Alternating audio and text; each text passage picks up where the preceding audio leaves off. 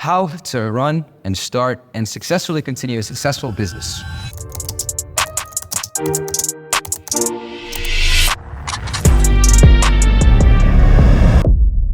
Hello, ladies and gentlemen. Welcome to episode 3 of How to Live a Life Worth Living. I'm not going to waste your time. We already introduced ourselves. It's the 3rd episode. How to run and start and successfully continue a successful business. Today I'm with, you know him. I don't need to introduce him, but I'm just going to give you a basic background and perspective of what we're talking about. He's been in the business industry, in the financial industry, if I'm not wrong, for 23 years. I got it right, so I'm knowing. And for 23 years, I'm 23, so you put this in perspective. He's going to tell us everything about how to start, run, and successfully scale a business, and how to go to other businesses and what you should do. Nice to meet you, Robbie. Nice to have you here. I'm just going to say the first question now. When is the best time to run and start a business? The best time to run and start a business is yesterday.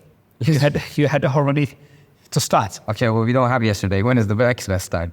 Okay, the best time to run a business and how to become successful is you need to start making other people's successful, other people rich before you can start becoming rich. True. So, because when you want to be successful and want to become rich, you have to do one thing. You have to learn about the business, how to run the business. You have to get some experience.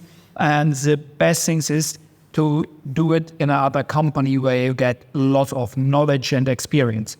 And when you have all that knowledge and experience, you can continue with your own business. Give us a little bit more detail. What do you mean by learning? We should learn what? So last time we talked about it, before you start selling your own products, maybe you're going to sell the products of someone else's products. So why? Because it doesn't cost you anything. You have all the infrastructure for free. Yeah. And you're just getting the profits. Yeah. Okay. Of course, the profits will not that high like you're doing for yourself, because you're going to make another one rich because he's getting the most profits because he's also holding all the risks. Exactly. Okay. But you can start building your own funds. You're going to save your money, put it beside, creating a big fund. With a big fund, you have a foundation.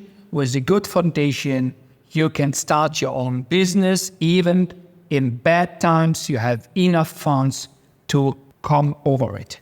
I have an interesting question right now, because right now the world is in a big recession. World War III is around the corner. Everybody's scared. We have the Palestine and Israel war going over. Well, the genocide, not a war. So is it a good time still to start a business after all we've seen in the world, and it's going to get more scary? In every crisis, they're creating also chances. So opportunities. So it's always the kind how you're gonna see the perspective, from which perspective you're gonna see the world. Okay, so you can go as a victim in that situation. 99% of the world are victim mentality. So 95%, and 5% are using the option which the crisis is bringing with it. Okay, so elaborate more, explain more. How can we find opportunities during times of crisis? What should we learn, and what people should we meet? So tell us, how can we find those opportunities? Because everybody's complaining right now. Everyone's complaining about the prices going up. Everyone's complaining about the inflation. You're talking about prices, a good time to make money. That is true, don't get me wrong. But you have to know where to look. You have to sharpen your tools. What are the right tools? What tools should I have in order to catch opportunities in times of crisis? Depend on the situation. Let's say an economical crisis, which is what we're going through right now.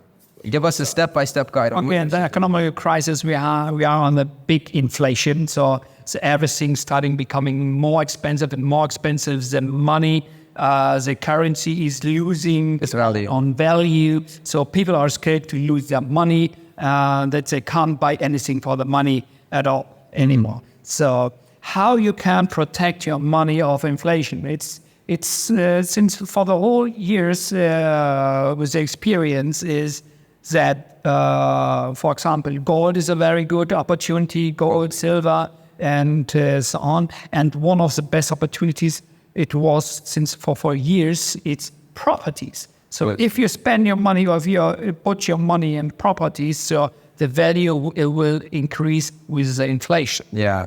So this is a very good option to put your money in properties. On the one hand, you can protect your money of inflation. And on the other hand, if you give it for rent, you're producing money as well. You have passive income. So you're winning your profit twice. Your property is growing, and then you're getting profits off your property every month of the rent money. Nice. You brought up gold and silver. Is there something to choose between? Is gold and silver a better investment option than properties? Different. When the economy is in crisis, Yeah. the prices is going high for gold and silver. Yeah. Even if the inflation is going high, the price of gold and silver is going high as well. It's increasing as well.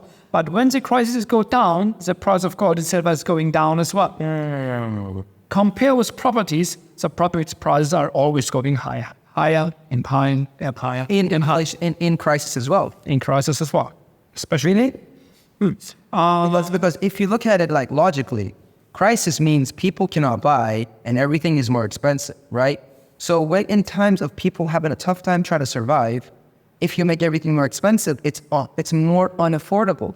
Okay, so sometimes property prices are going down because of the crisis, because the interests are so high from the banks, they can't get any loans from the bank, or they can't afford the loan from the bank, or they need money and they're selling for low prices or whatever. Exactly. So it's always maybe just a small time of period where the prices are going down and then they're gonna increase again. So if you check the past and the prices of properties is always going like this. Okay, you have always a small, but it's always going crazy. Well, you know, this is called fluctuation. It happens in every market, in every industry, in every product.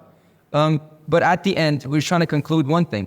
In times of recession, whatever asset you acquire, if it's gold, if it's silver, if it's property, that's going to save you. Is that enough? Or give us some skills that if you learn them during these times, it's going to help you a lot.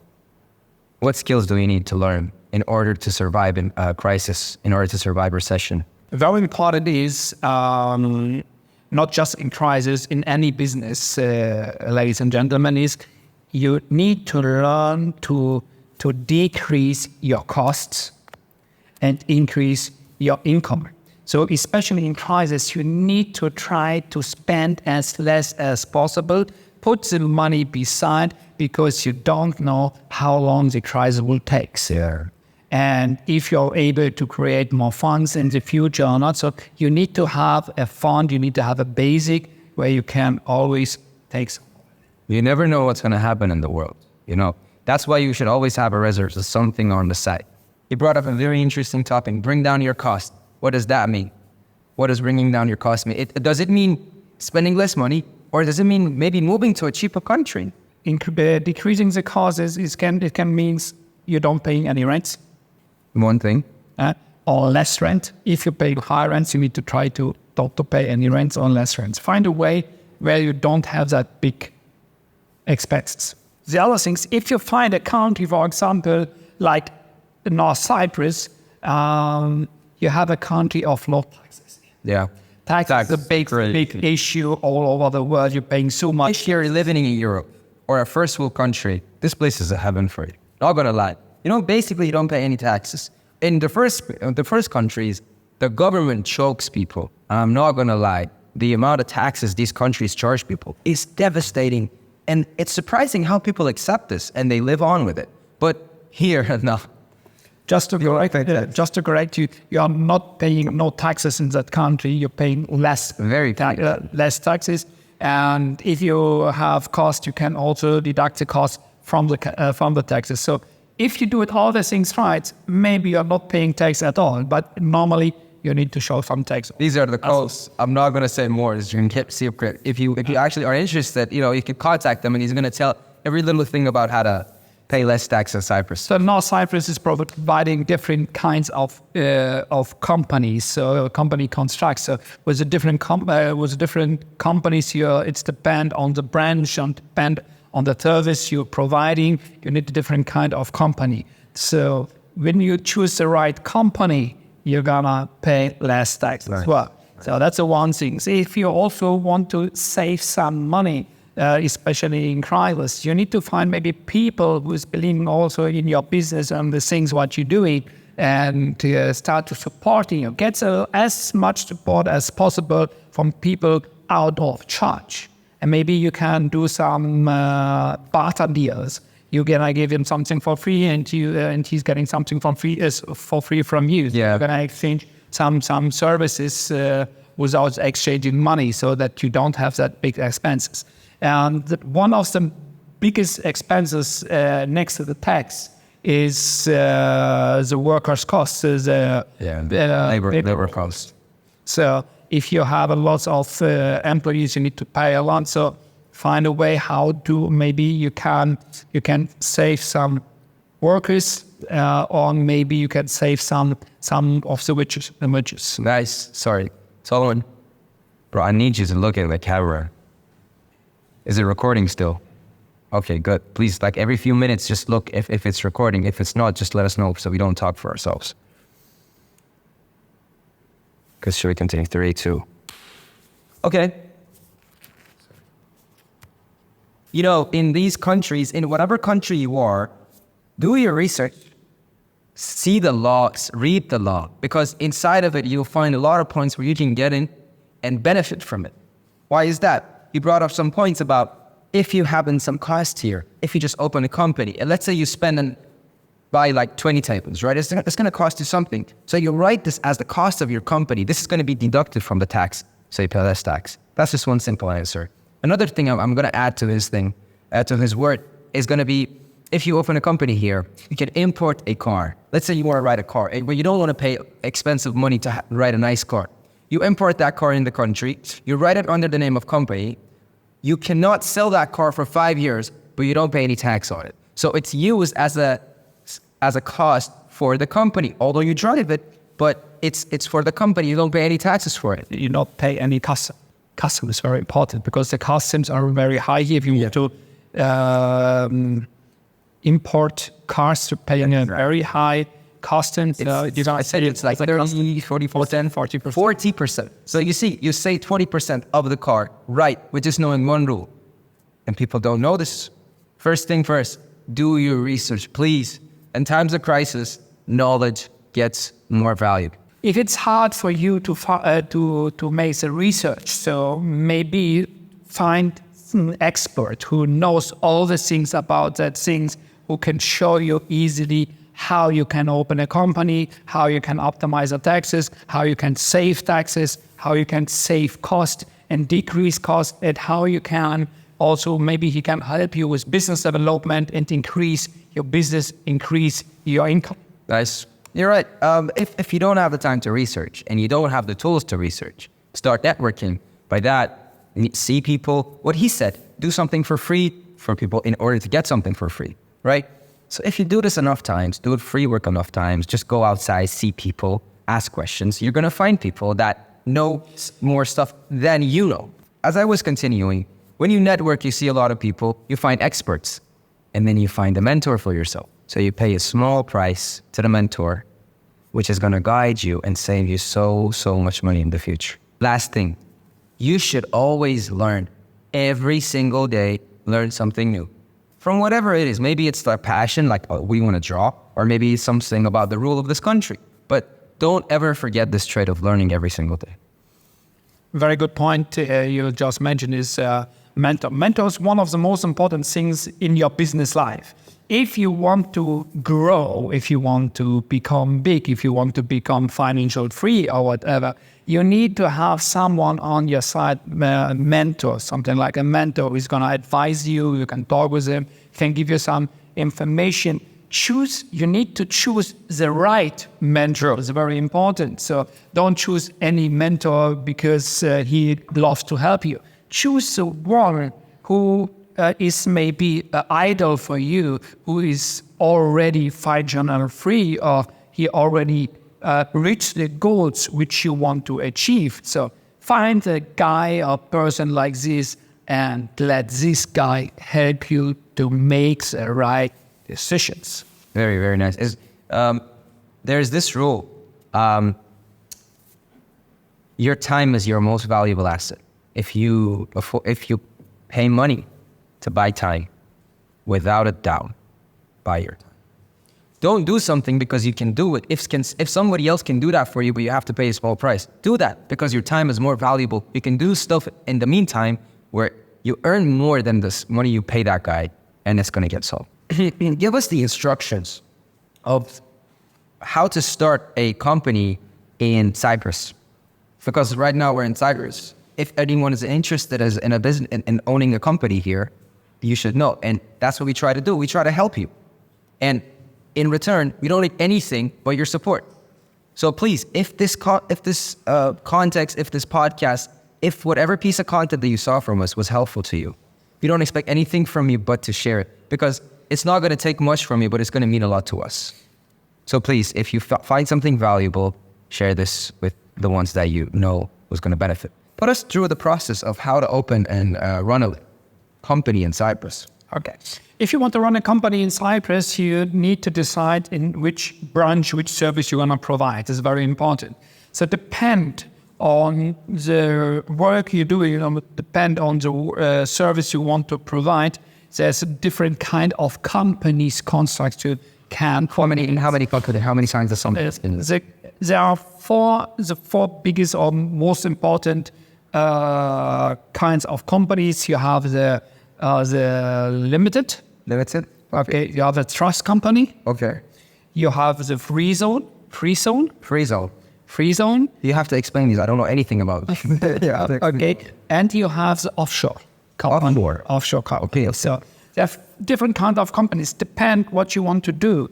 If you, for example, want to do business in North Cyprus, you need a local company here, local limited. Okay. There's a local limited, also there's a local trust company. It depends what you want to do. For example, if you want to go for properties, buying, selling properties, maybe the best is to choose a trust company. Not the trust company of a lawyer or someone else. You can create or establish your own trust company in North Cyprus. Really? Yes. Because this is not something you see in everybody. Yeah, but you need to have a good partner as well. Okay, so there's some things you need to know about it, but you can open a trust company, your own trust company. So don't go to a lawyer and don't use the trust company or the lawyer. Let's create your own trust company. This is very good for property business. So if you want to do normal service in North Cyprus, then you need a local company like a local limited. So it's depend of the business what you want to do. Maybe you can create the company as a foreigner your own, or you need a separate partner with 51% shareholder. So if you need some more information about this, how you can create a company, how are the shares divided, how can I protect myself, my part, even if I give 51% to another, how I can keep the whole control with me. This man is a master, right? And if you're actually serious about business, you should text him and come visit him in the office. Get an appointment, right? He's going to go through all there is about the business. The same also with a trust company. Not everybody can open a trust company. You can't open a trust company with everyone because there's not much people who has the license to open trust companies. So you need a license. You need someone with a license that you can open a trust company in a partnership between you and them. Okay. And that is, again, very important how you make the construct that you are protected and you have all the control in your hands. So how does it work? I'm going to teach you by one. Just let the audience know that if you don't know the rules and don't protect yourself, you're going to have to pay a big price. When I was here without experience, I got really in trouble because I chose the wrong company construct. So now I know better, and now I have the experience, and now I am so protected that I have very, very stable foundation that nobody can touch me anymore. Right. So it's very important if you go in a foreign country and if you want to make business in a foreign country, you need to build a very strong foundation. So how to build a foundation and which things you need to think about. Take into consideration. Yeah. So I can show you. I can give you all that information. Then you're gonna save time, save money, A lot of work. and avoid mistakes. Yeah, Avoid mistakes. true. Yeah. If that, I don't think it's necessary to go through everything, but just so you know, just give a clear thought of what happened. They took advantage of him, and he didn't know the rules, right?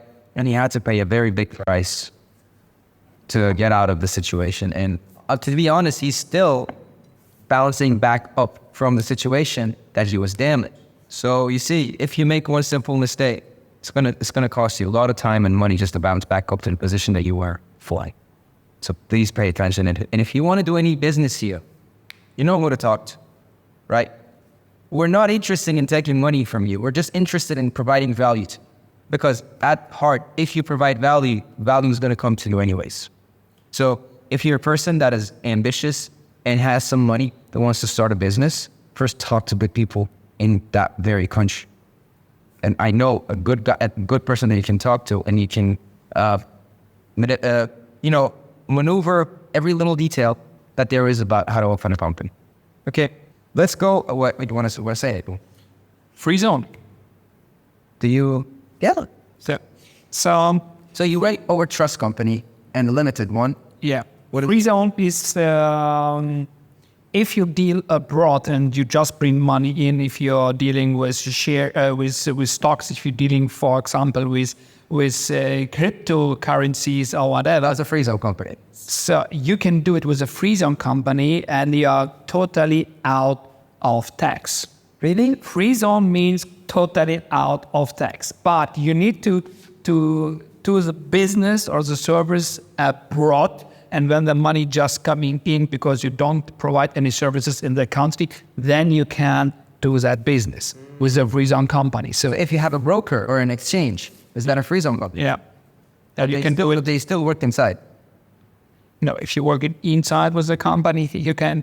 It's a services here. You can do it. You need to limit it, and you need to limit it. So there's special. There's some special branches you can do it. Okay. Is there any other? So there's offshore. Offshore is What are the other? yeah. For offshore, you mostly is gonna use for holding contracts or whatever. Like a mother company is gonna be. Oh, I see. So if your business grows very big, at the end you need an offshore to have multiple businesses. Because it has something to do with something to do with tax optimization and so on. That things needs to be one by one.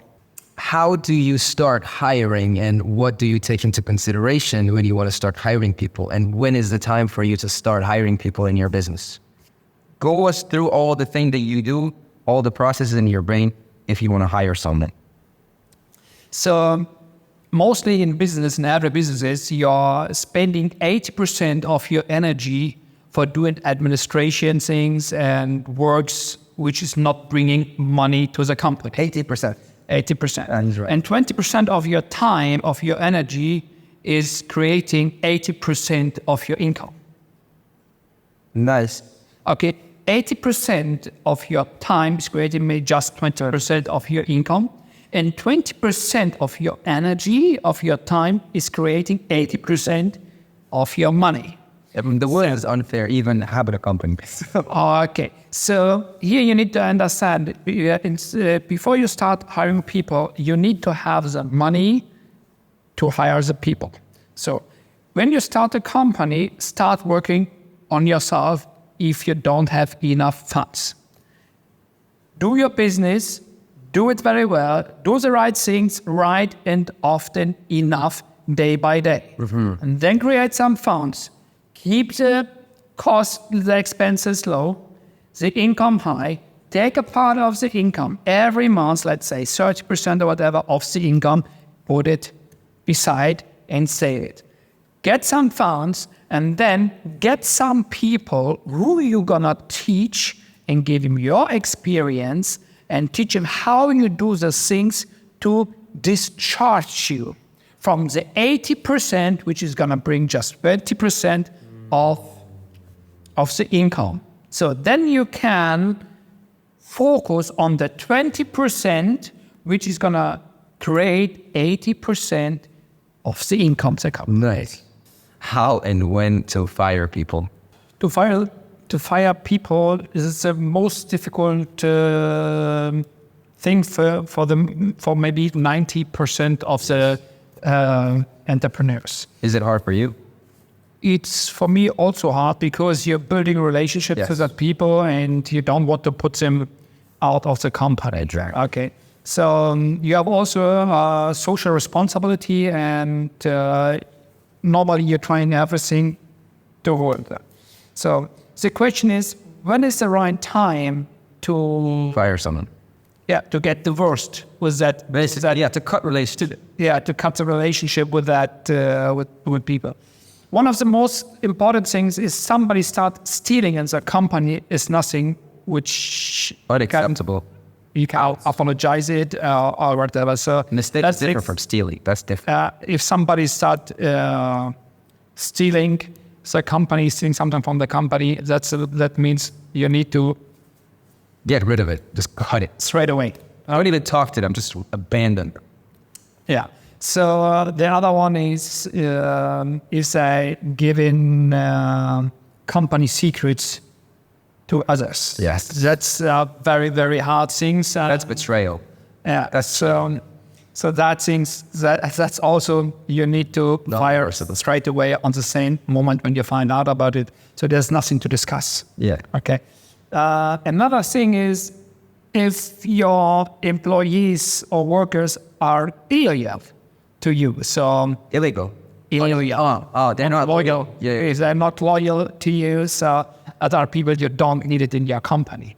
They need to be loyal to you and they need to stay next to you, by your side, and even when the hard times are coming, they need to stay and continue with you and don't leave you when in the bad times and being there for the good times. It's like the normal life as well. So that people, you need to get rid of them. To which people you need to keep at the whole, the people who are really loyal, who's bring experience with us, who's trying to bring more efforts, giving more time, not just coming on time and leaving on time. People who's really working from the heart for the company and bring efforts for the company.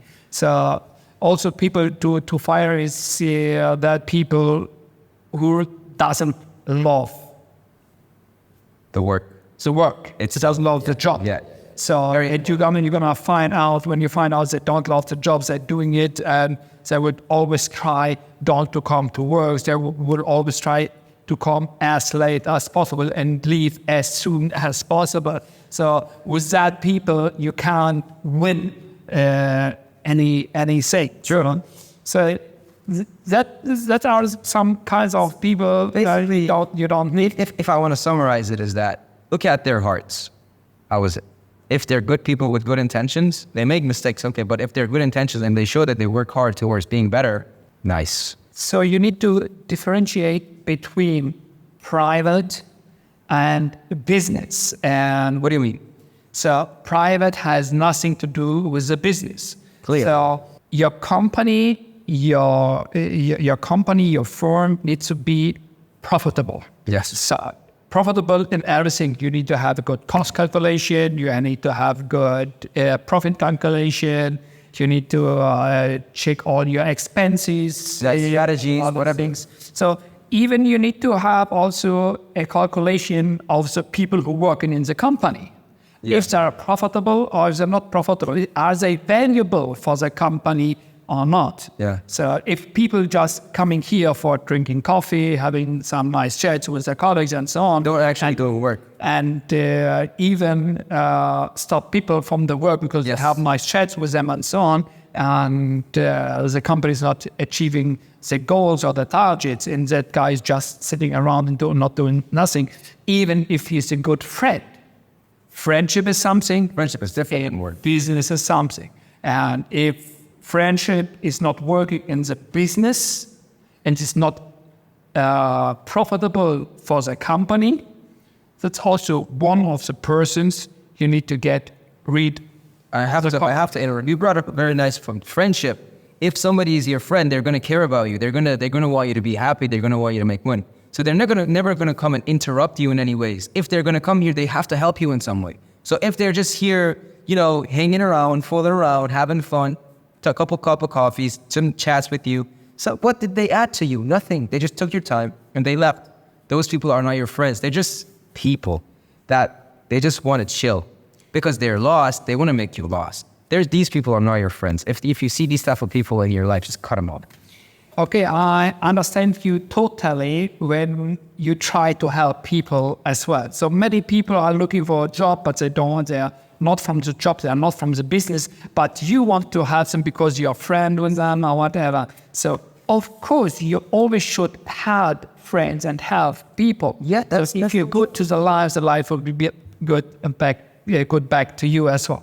So if you try and help somebody and this guy is not bringing any engagement in the company and it's not bringing any effect to the company, then you need to give him also a limit that he can show off what he's bringing to the company. Exactly. So on the one hand, you're helping him. On the other hand, you need to expect also help from his side. So if it's not bringing any helps, you don't need them, then you need to tell them, okay, guy, I'm going to give you another chance, maybe 2 weeks, 4 weeks, 6 weeks, or 8 weeks. And if you don't bring any effects to the company, I can't hold you here because I'm throwing my money out of the window. Exactly. That's I'm just burning my money. So accurate. please try to bring any efforts to the company. Otherwise, I can't hold you or continue with you in the company. And then at the end, you don't have many friends. You shouldn't have like 50 friends. They're going to just take time. You should have some close friends, which you're going to spend some time with them, either in work or off work. And then our time is so limited to have many friends. Why do you even want to have that many friends? Basically, if you work and you work out and you sleep, that's 90% of your time. What else can you spend it with? Those little time, you shouldn't have many people. You should have just some few key people around you that they help you in your work and in your peace and well-being. As an 18-year-old, because I always have to ask this question, most of the viewers online, they're young kids who don't know what they're doing. And it's the media's fault because, media is such a way that gets us all lost. As an 18-year-old, I want to be big, I want to be successful, and I want to have a business. Give me a guide, give me a step-by-step guide, very short, very summary, on what should I do first, what should I learn first, when should I open a business, and how should I do my work? Okay, the bad thing, especially for young people, is start making other people rich before you become rich. Yeah. So what you're gonna do is, and I told you also in the episode before, so go and find a company with good products, with products which is gonna need it, and offer to sell that products for commission. Exactly. Don't go sell guns. Sell stuff that is that's beneficial to people. You have two ways of working with commission, maybe with basic salary with a fixed sum, and less commission, or without any salary with option 2 and higher commission. So why is that so interesting? When you don't have any money and you want to start a business, you get the product for free, you get the infrastructure for free, maybe you just need to pay for your phone, and you need to have a car and pay for petrol. Yeah. You don't have a lot of costs. Exactly. After you sell your own product, so you will have a lot of experience. Find some more people who want to sell your product. So say what you did it for the others before. Okay, now branch yourself. Okay, support this guy to sell a lot for you, and then you're gonna multiple choice yourself and have a big army of selling your product. Nice. You will start having less profit, but you have many people selling for you. Multiply. And you're getting a lot of money. You're gonna make a lot of money out of it. Okay, I think that's enough information for now. So You have it. That's the cheat code. Sell other people's products, get less commission, save enough money to buy your own, sell your own, make enough money so that you hire them without a base salary, hire them commission-based, the way you got hired, then distribute yourself, bring down your profits, but multiply it. Buy time, then after that, you know what to do. You made your money. Thank you so much, Robbie, for this episode. We're going to continue these. Wait until the next episode, and as always, stay hungry. Please, please, live a life worth living. Please, for the love of God, we spend so much time editing, talking, gathering information. Press that goddamn subscribe button. Thank you.